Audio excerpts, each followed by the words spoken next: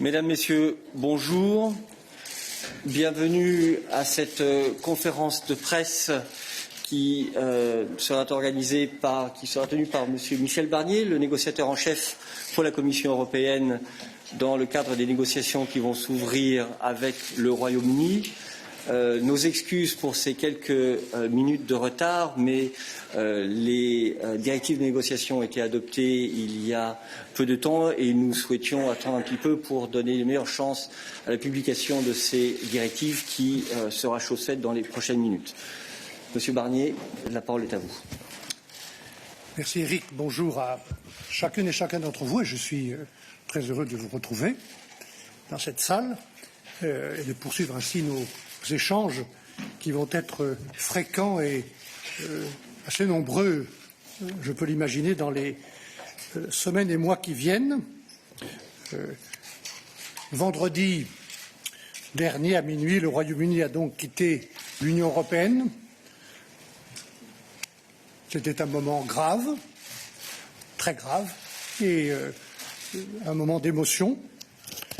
C'est aussi le moment d'un nouveau départ, d'une nouvelle relation, puisque notre objectif est désormais de construire avec ce grand pays, voisin, ami, allié, un nouveau partenariat. Aujourd'hui, dans le même esprit de transparence qui a été le nôtre, qui a été la règle lors de toutes les négociations sur le retrait, nous présentons. We are presenting the draft negotiating directives, in other words, the mandate regarding the future relationship. And this document has only just been adopted by the Commission, and you will have it before you in the next few minutes.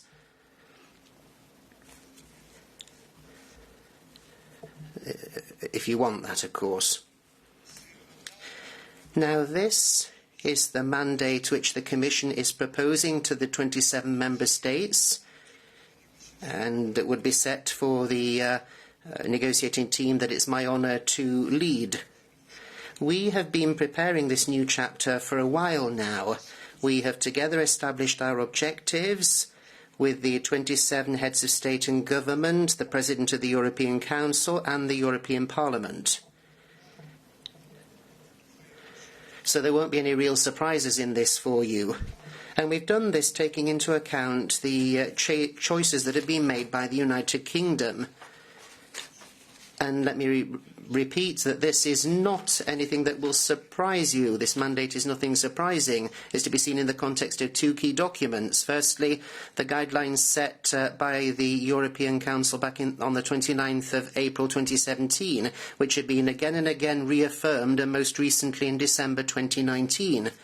And the second document, of course, a very important document, is the political declaration on the framework for our future relationship. And I say it's important because this document is a joint document that was approved with Boris Johnson and his government on the 17th of October.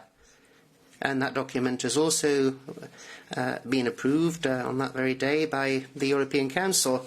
Ladies and gentlemen, our aim is to conclude an ambitious partnership with the United Kingdom. But we will remain clear-headed.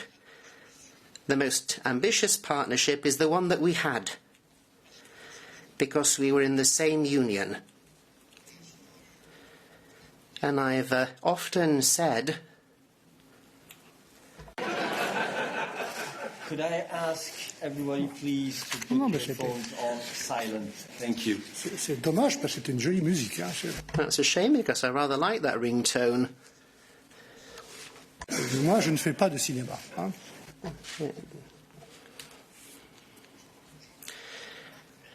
Now, as I was saying, I want us to remain clear-headed, and as I've said many times over the past, the best relationship with the European Union is and will remain being a member of the European Union. And when you're not a member of the European Union, then objectively speaking, your position is different and less favourable. we now have to address the implications of the choices that the United Kingdom has made. The UK has chosen to leave the European Union, and that's been done. The choice to leave on the 31st of December 2020, if I've understood Boris Johnson correctly, the UK will leave the single market and the customs union. So that means that, amongst other things, this is a choice made by the UK to put an end to free circulation of individuals, also to leave our common ecosystem, which is made up of rules, of standards, of rights, of supervision, of regulations, common shared jurisdiction, and as has been said before, a decision no longer to comply with the case law of the Court of Justice. And because of those choices, the United Kingdom will no longer be able to benefit from the rights and economic advantages which are the preserve of a member state, if indeed on the 31st of December the UK chooses to leave the single market and the customs union. So that's the framework which constrains us, the choices that we are respecting, and this is the context in which we will have to negotiate the best possible relationship. What does this draft negotiation mandate say?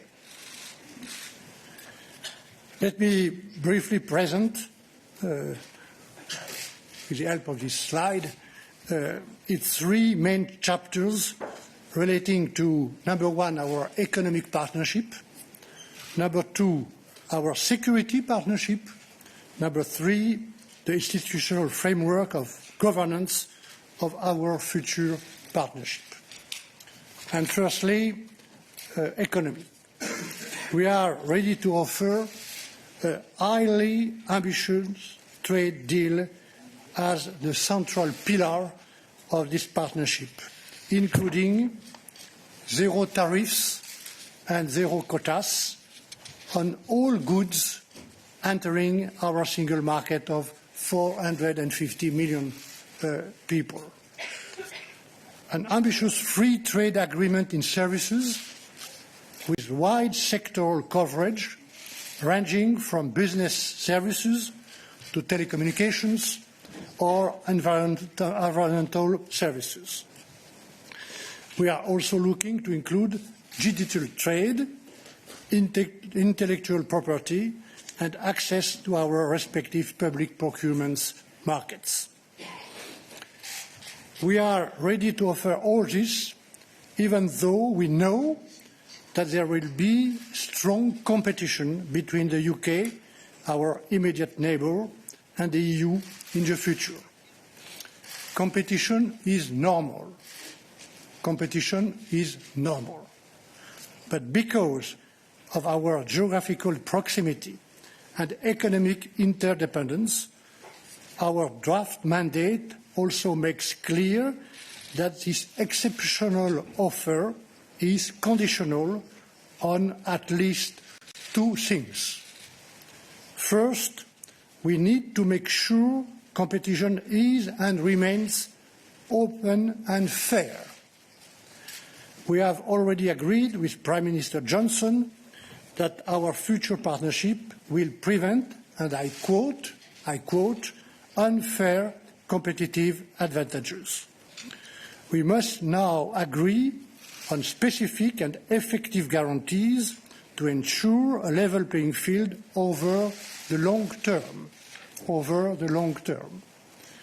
That means mechanism to uphold the high standards we have on social, environmental, climate, tax and state aid matters today and in their future developments. Second, our free trade agreement must include an agreement on fisheries. This agreement should provide for continued reciprocal access to markets and to waters with stable quota shares. If we can agree on this, as well as on robust commitments towards a level playing field and the necessary enforcement mechanism, we will achieve a very ambitious, free and fair trade agreement. Ladies and gentlemen, it is important, however, to understand that even if we do achieve such a best-in-class free trade agreement, it will not be business as usual. We will have two separate markets instead of one single market. Rules of origin and customs formalities will apply between the UK and the EU. Access to the EU market will be subject to certification and market authorization and supervision activities. There will be no harmonisation or mutual recognition of rules. This means, for example, that UK financial services suppliers will no longer have the passporting rights they used to enjoy under union legislation. All imports of goods or services supplied in the EU will need to comply with the EU rules, be it on safety, health, or other standards protecting our public policy objectives. As a result, goods entering the Union will, for example, be subject to regulatory checks. Ladies and gentlemen, these are the automatic and, if I may say, mechanical consequences of the UK's choices. And businesses must adapt now to this new reality.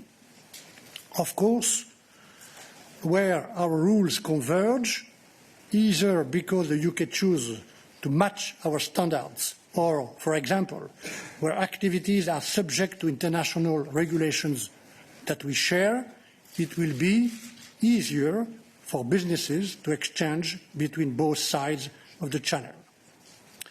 And as President Ursula von der Leyen said in London last month, the more we have common standards, the higher quality access the EU will be able to offer to its markets.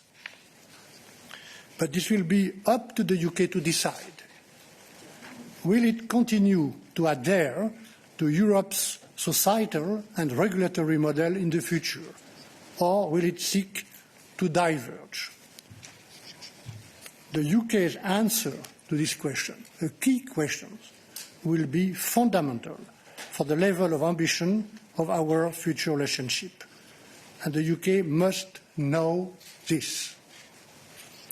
Ladies and gentlemen, we also want our economic partnership to cover many other areas, such as the mobility of people or transport.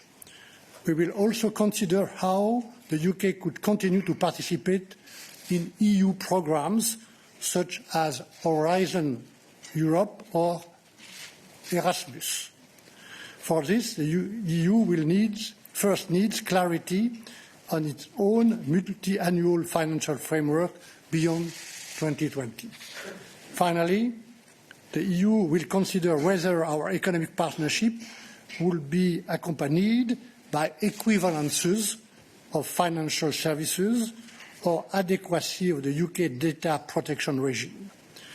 These will be unilateral decisions of the EU. They are no part of the draft mandate. However, they are relevant for the overall future relationship and need to be considered in that light. We will start the assessment work on these areas immediately. I turn now to the second large chapter that you see on the slide of our future partnership, which obviously is important, and it's that of security. I'd like to start by expressing once again European solidarity in the light of the attacks that took place in London over the weekend. And we'd also like to express our solidarity towards the British authorities. That sort of solidarity is not something that is a bargaining chip. Terrorism, we know, is a terrible threat in the world, all around us, and at the very heart of our societies. Combating terrorism and organised crime or cybercrime requires close cooperation between our European Union and the United Kingdom in the medium and long term. Close cooperation is also necessary in the face of threats to our external security coming from groups seeking to destabilise our democracies. In the light of these challenges, we should be able to rely on each other, as is the case at the moment. That is why in this mandate we are proposing that we work closely with the United Kingdom to guarantee security both internally and externally of our compatriots. As far as possible, we would like to set up a framework to allow for the exchange of data and also for police and judicial cooperation on criminal matters.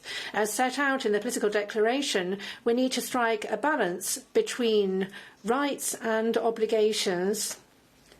That's something that Ursula von der Leyen reminded us of a few moments ago, and we also need to strike a balance with agreements that we have with other third countries. Here I'm thinking particularly of countries which are not members of the Union, but which are part of the Schengen area and which accept free movement of people.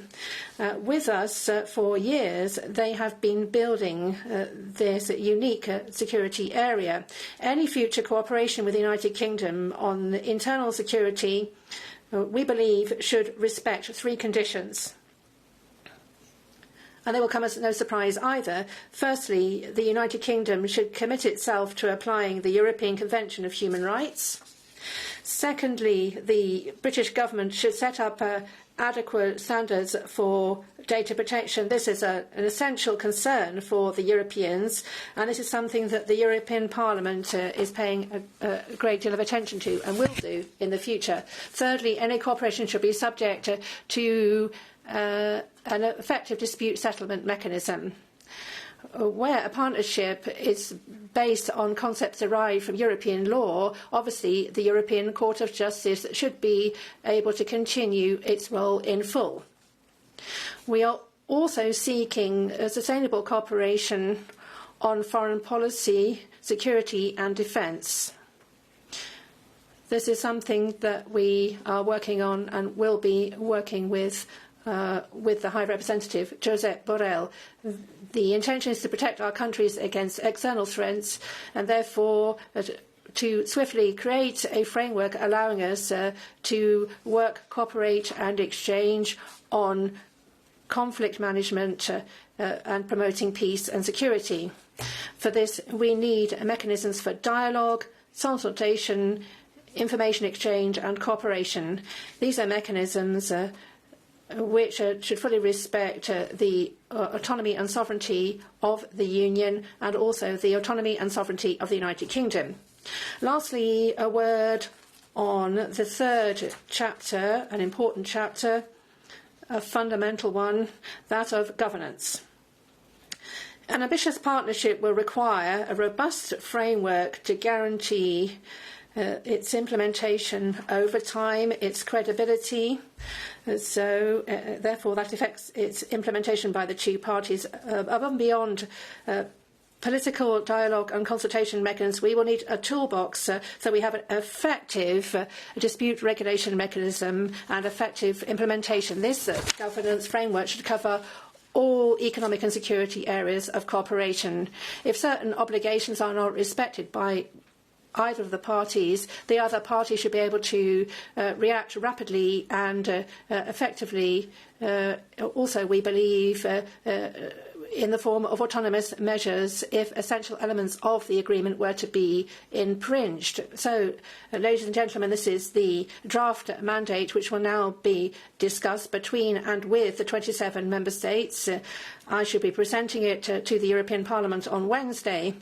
Once this mandate is adopted by the Council on the 25th of February, I hope, we will then be ready to start immediately on negotiations with the United Kingdom on that basis. We will therefore make the best possible use of the time that we have until the 31st of December 2020. That is the date chosen by the United Kingdom to leave the single market and the customs union. I'd like to conclude this point before I answer your questions on a point of methodology. Method has been and will be essential if we are to succeed. There are 3 conditions that have to be met if we are going to bring a successful conclusion to this new extraordinary set of negotiations, which is subject to time constraints. First of all, we need to move forward on a number of topics in parallel. So specifically, we'll be opening about a dozen or so thematic negotiation tables with the United Kingdom. We wish to make progress in the areas where the consequences of a no-deal separation at the end of 2020 are the most serious. So we would like to work on all of these subjects, but also at some stage when we take stock, we are going to have to move forward perhaps more quickly in areas where there is a greatest risk of no deal at the end of 2020 if there is a failure to agree. In parallel, we shall also be vigilant and I do have to say this, in ensuring that the withdrawal agreement is properly implemented. It runs to 600 pages. It includes solutions and guarantees for citizens. It set up a sustainable and operational solution to preserve peace and stability on the island of Ireland. It sets out the conditions for the financial settlement and also covers a whole host of other issues. So we shall be vigilant. That is one of the tasks that was afforded to me by the Commission President, namely to ensure that withdrawal agreement is properly implemented. And at regular intervals, I shall have an opportunity to report on implementation in all its aspects with relation to the withdrawal agreement, and I shall do so publicly. If we want to make progress in these negotiations, then it's important that confidence and credibility of our agreements is quite clear and guaranteed. The second key to success is that we will still need a high level of transparency throughout all these negotiations. That is why, on our side, we will continue to work closely, as is natural, of course, with the whole of the European Commission under the aegis of its President Ursula von der Leyen, and in tandem with all the commissioners and services concerned who will be closely involved in all the negotiations, and that applies in particular to the Commissioner responsible for Trade, Phil Hogan. We'll continue to work closely with the European Council, the President, Charles Michel, and the Member States, particularly with the support from the Council Working Group, which is a key element in terms of transparency and confidence, the Working Party responsible for relations with the United Kingdom, and will be reporting to them on an almost weekly basis. And clearly, of course, with the members of the European Parliament under the authority of President Sassoli, and in relation with the new United Kingdom Coordination Group, which is chaired by David McAllister. I have the honour to be their negotiator for these institutions, and I shall continue to act as such at the service of all institutions and also for the unity of the 27. I shall also continue to step up dialogue with national parliaments in each of the 27 member states of the Union. I'll be listening to all the various stakeholders, trade unions, stakeholders, professional representations, to ensure that a balance of all the interests represented is assured. And as we did throughout the whole of the withdrawal negotiations, we will regularly publish all our negotiating documents, and I, if you so wish, will account personally on progress at the end of each negotiating round. At least I hope so. The third key is that we wish to negotiate in a spirit of mutual respect and professionalism. This will always be my attitude and the attitude of my team across the board. Perhaps I could show the team. Could somebody perhaps put the slide up? It's important to see the faces of the men and women who make up the team. I hope that will appear in due course. This team has two new leaders with great qualities, Clara Martinez, my deputy who is here, and Paulina de Schmeck, who's working with the council at the moment. You know those two, they work alongside me, and they are also available for any dialogue that you may seek. I'd simply point out that I'm thinking of them, that this new duo of strong and competent women is replacing Sabine Weyand, who's now Director General for Trade, Stephanie Rizzo, who was alongside the President, who is Deputy in the private office and will be involved, of course, in the post-Brexit negotiations. So they are being replaced by a new female duo. We will negotiate, as we did previously, in the good faith on the behalf of the three institutions. We will negotiate to defend and promote the union's interests, the interests of its member states, its citizens, its businesses, its researchers, whilst trying to come up with solutions which take account, as I've always done, of British choices. Lastly, I would like to express a sincere hope that each of the two parties would come to the negotiations as friends and partners. And allow me to finish on the point. We need to respect a very demanding framework for negotiations.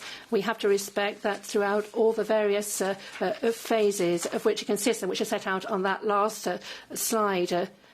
So I've set out now this set of negotiating guidelines. I would explain that we can continue this exchange at 12:30 with Clara and Pauline in the form of a technical briefing to go into detail when I'm not able to do so myself. But I'm at your disposal. Thank you, Michel Barnier.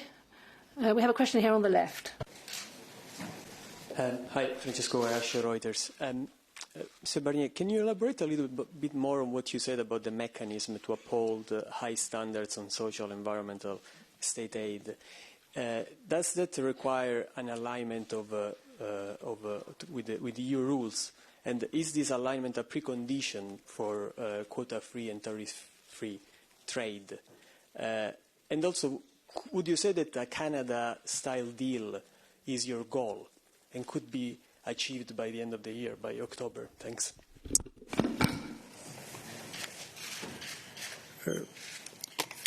Oui, je vais répondre en inversant. I will answer those couple of points. We need to obviously think about the arrangements here. I think if there's enough will, enough reason on both sides, I think that on an exceptional basis, because this has never been done and it's a real challenge to do this in such a short space of time, 11 months, to come up with a trade agreement which is like the ones that we've signed with Canada or with South Korea or with Japan. These are what we call FTAs. Each of these FTAs is made up of rights and obligations and is worded in its own particular way and arrived at in its own particular context, depending on the countries that you negotiate with. The one with South Korea, the South Korean FTA, is not the same in every detail as the Canadian FTA. So my answer is yes, that's the objective. Where there's a will, there's a way, and we are... we have the will to find that way, but we are constrained by the decision, if it's confirmed, the decision of Boris Johnson to leave the single market and the customs union at the end of this year.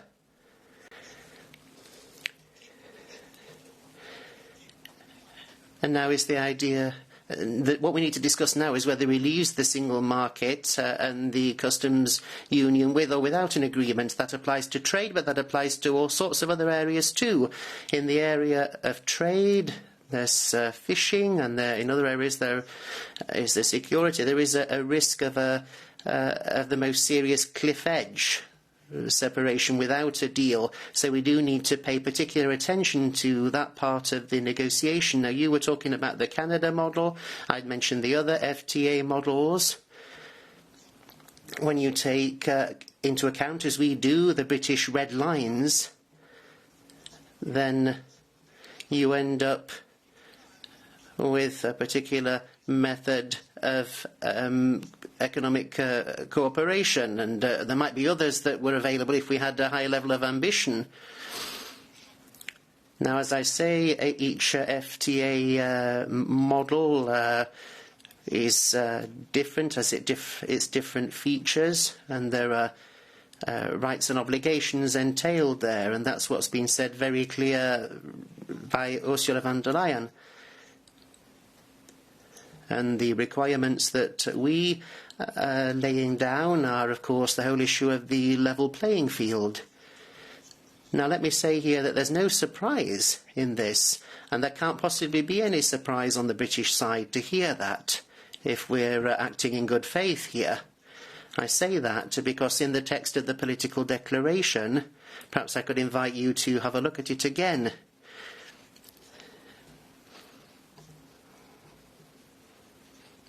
It's easier to read than the full withdrawal agreement. If you look at the political agreement, there are some very clear words there about the objectives of having economic partnership. It says something about goods, where we talk about the level playing field, and there's even a chapter, a full chapter, that talks about the description of the level playing field and the objective of having fair and open competition. And in that text, Boris Johnson and we in the Union and Boris Johnson, we both say that we are keen to avoid any distortion of competition and any unfair competitive advantages.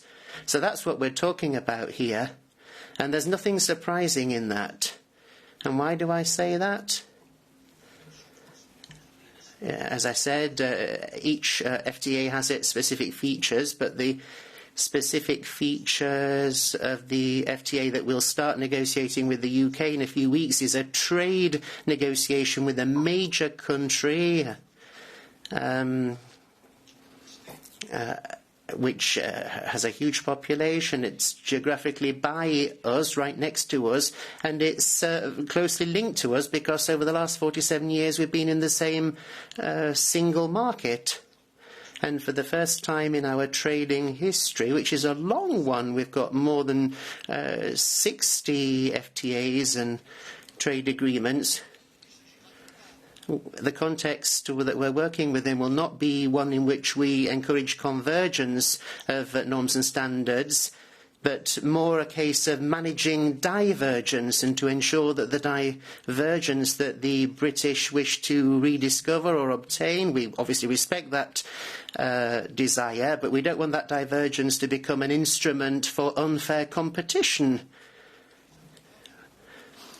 whereby there'd be disadvantages for EU industry. Now, I can't get embroiled in the details of the mechanism. That will all be discussed in the negotiation, but we're going to be paying very close attention and be very demanding when it comes to the quality and the credibility of this level playing field mechanism for the reasons I've just given. And this will be the key, basically. Zero tariff, zero quotas. It'll be the key to opening up our market, including marketing services.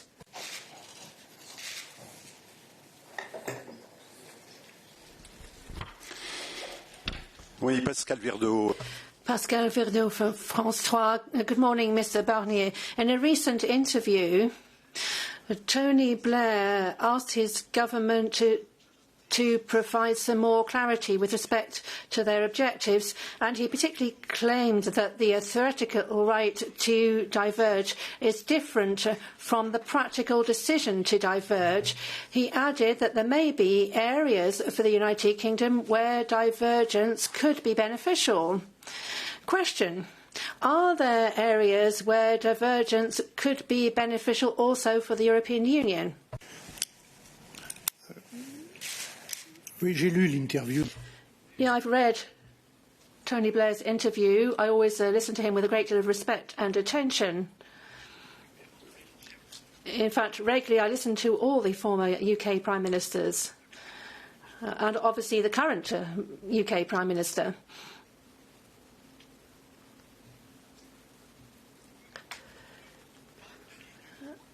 We're not asking for alignment. I know it's a sort of a red rag to the UK, so I'm mentioning it only very sparingly, if at all. What we're looking for is consistency. Obviously, if, as I hear from the UK side, the request is to have broad access to a market of 450 million European consumers, 450 million, zero tariffs, zero quotas, that won't happen for nothing or in any kind of condition. We're in favour of free trade, but we're not going to be naive. There may well be areas where Europeans will maintain their margin of divergence, but if you allow me, Pascal, rather than the idea would be to heighten the level of discussions. Now, in the world that we're in, given the concerns and social anger that's being expressed in many quarters, including in certain parts of the UK, France, Belgium, or other European regions, is this really the time to drill things down, to have an opportunity to lower rules and standards which can protect consumers and the environment? I don't believe so. So we know that there will be large chapters where the European Union on the one hand and the UK will maintain this capacity to diverge. What interests me particularly here, because I want to talk about the negotiations themselves, is that when we look at products, including agricultural products and fisheries products, which will enter without any quotas and tariffs if we strike this good agreement. So we need to ensure that these goods and products enter in conditions which are marked by fair competition with us. Let me look, for example, at the issue of state aid. This is an area where quite legitimately, on one side or the other, unfair competition, immediate competition could be created. That's why we have a European authority, that of the Commission, which is charged with monitoring the rules of competition. So I hope that's a response to your question.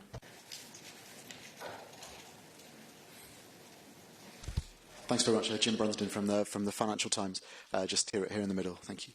Hi. On the role of the European Court of Justice in policing any future relationship agreement. This is obviously a red line for the UK, despite the fact it's mentioned in the political declaration. What exact role do you foresee for the ECJ here? Why is it so important to the EU to have it? And how do you justify this in a free trade agreement model? I mean, there isn't a big role for the ECJ in the Canada deal, for example. Oui, mais excusez-moi de vous dire que I do apologise for saying this, but in the kind of partnership we have in mind, it's not just about trade. There are a lot of other subjects as well. I'm thinking about issues of security in particular. In all these areas, we want a strong cooperation, and if I take the example of internal security, which affects the security of citizens as a whole, we can see that if you work together on internal security with the British, that requires there to be data exchange, and in particular personal data, often very personal data being exchanged. Now, if you look at one of the subjects in the internal security chapter that we'll be opening, it concerns extradition. What happens with the arrest warrant? The Prüm system, for example, that deals with DNA data, citizens' DNA. So all this, as far as we're concerned, because we're talking about our citizens here, our European citizens, and I am here to defend them, and I will do. It's about their interests and security in respect of very personal data. And this has to be done in line with European law. And that, for example, and it's a very specific example that I've just given you. That's where we have in mind that in the long term it's for the European Court of Justice to rule on European law. Now, another point is PNR, that we'll be discussing with the UK passenger name records in aviation. So everything that deals with that as well, and everything that impinges closely or less closely with European law has to be examined by the European Court of Justice. With regard to two questions here.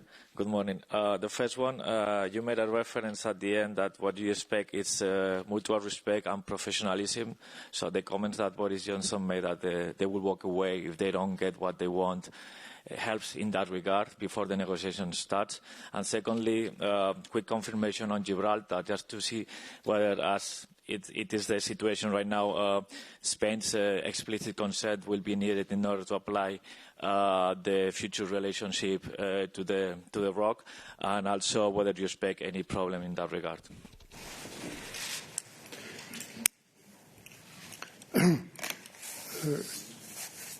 Je vous ai dit que j'écoutais attentivement. I've told you that I listened carefully to the British Prime Minister Boris Johnson.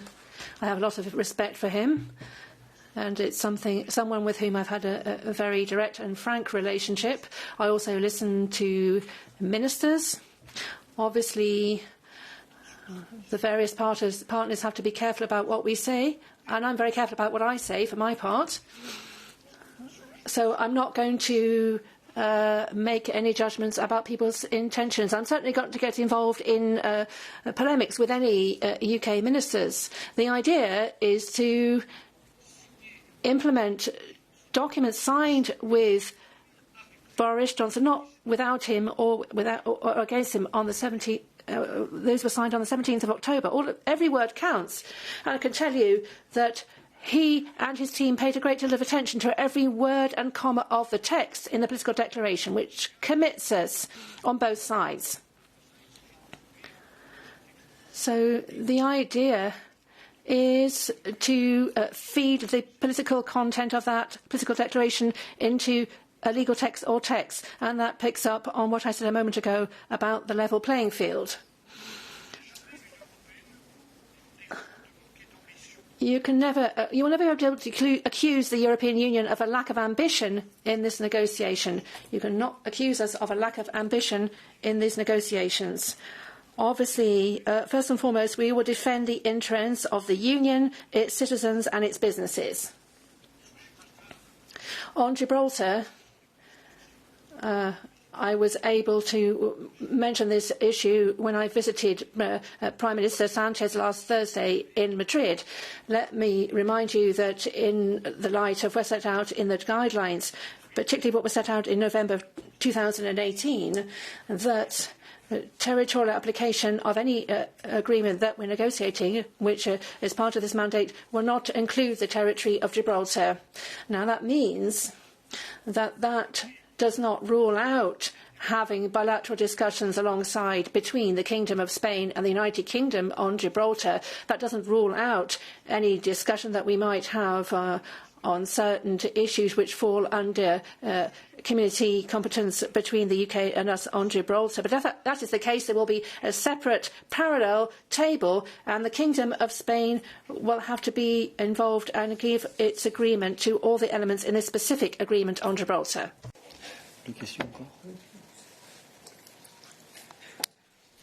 Catherine Fiore, EU reporter.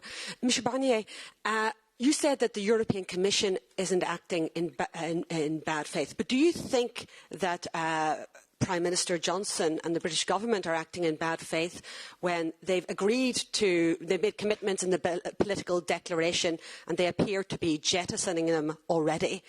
And given what we've heard over the weekend from various politicians about the ECJ, level playing field fisheries, should the Commission not move to just implementing the withdrawal agreement and preparing for a Brexit cliff edge?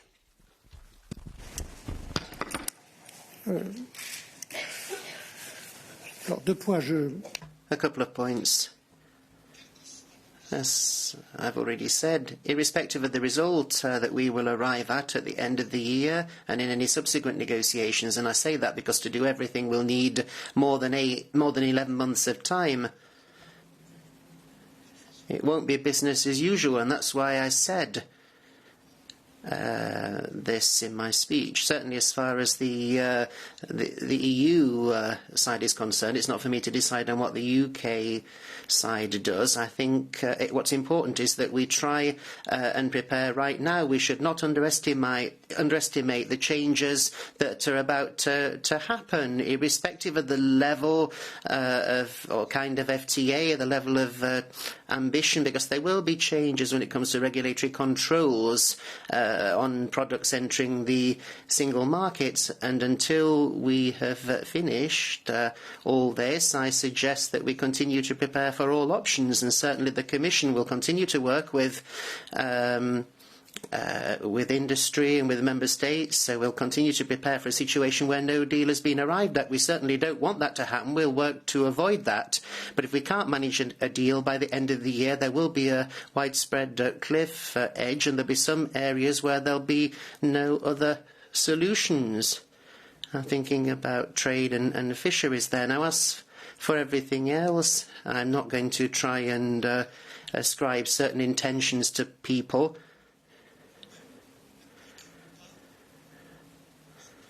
I don't think either side will refuse to apply what's been agreed on and written down together. It's a case of mutual trust that applies to the withdrawal agreement in all its dimensions. It's not easy to apply that agreement. It requires vigilance, working together. We're prepared to do that. In particular, when it comes to the Irish Protocol, I was there on Monday last. So we need mutual trust. And let me say in passing that the proper implementation of the withdrawal agreement will be a sign of mutual confidence when it comes to doing everything else. So I'm not going to ascribe intentions to anybody else. He's set a short deadline. That was his choice. It wasn't ours. We could have thought about extending the transition period. He doesn't want that. He is actually setting the point at which the United Kingdom will leave the customs union and the single market. That's him. So in this short space of time, we have to make progress. We have to move forward. We have to succeed. And I very much recommend to you that if we're going to succeed, that we don't actually start taking backward steps. At 12:30 during the technical briefing, since we're discussing Ireland, Pat. Yeah, but that's the rules of the game. Sorry.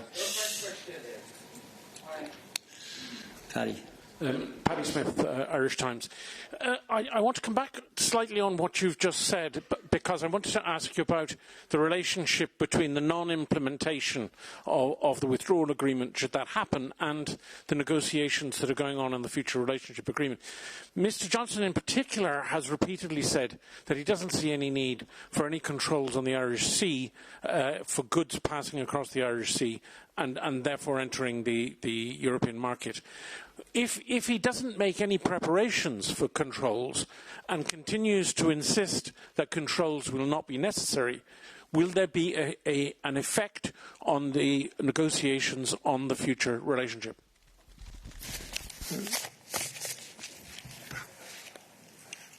J'ai rappelé.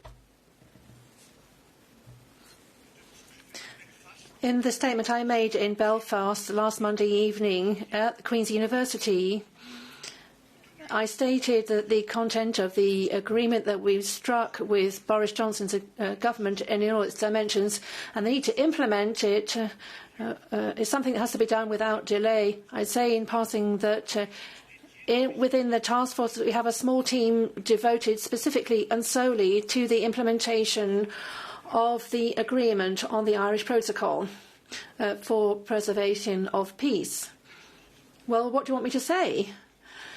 What's going to count is what's going to be done now, cooperation between the UK authorities and ourselves immediately and as time passes to make sure that the withdrawal agreement is made operational in all its aspects, including Ireland and Northern Ireland, by the end of this year. And I said a moment ago, in the light of your question, that I would report regularly and publicly on progress made for these preparations, and that will be a sign of confidence and credibility for our discussions, of course, for the past, but also for the future. When I look at the Irish protocol, there you see a reciprocal commitment on the part of Boris Johnson's government and ourselves to set up checks on goods entering Northern Ireland. Further question. Thank you. Mr. Barnier, you've said that the final form of the trade agreement will be based on British choices. Boris Johnson will say today, in a couple of hours, that he will accept tariffs in order to have the freedom to diverge. So is there a Canada-style deal with fewer level playing field guarantees on the table? Do you think the British have moved the goalposts since the political declaration was agreed? And finally, can there be a free trade agreement without an agreement on fisheries, or is it conditional on an agreement on fisheries? Thank you.